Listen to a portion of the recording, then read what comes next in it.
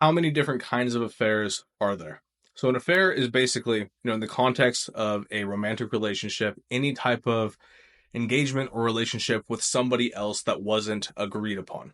And so there can be a lot of different forms of this, though. So emotional affairs involve some type of emotional intimacy with someone outside of the committed relationship, even if it isn't necessarily physical. There can be physical affairs, which is what most people think of, where they have physical relations with one another that they agreed upon were just for them in the context of the relationship. There can be one night stands, which is usually a category for it was just one physical encounter. There was no emotional connection. There can be long-term affairs, which usually involves both physical and emotional affairs over a longer period of time. There can be online affairs, so people that never even meet in person, but there is usually an emotional intimacy and connection purely online. Workplace affairs, so it's someone that they met in the workplace, obviously, where they spend a lot of time together, and that can turn into either emotional, physical, or both. There's sometimes revenge affairs, where one person does something in the relationship, usually has an affair of their own, and then someone responds to that by having an affair of their own.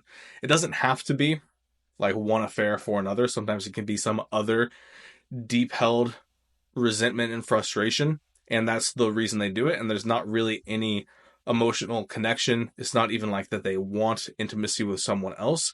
It's that they just want to hurt their partner.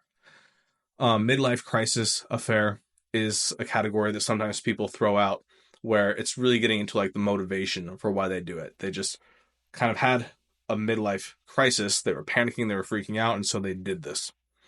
And then there can also be like a, polyamorous affairs where they're in an open relationship, but they are still not doing it in agreement to the terms that they had for like letting each other know or things like that. So there are a lot of different affairs, and sometimes people ask about them because they want to know which one is worse.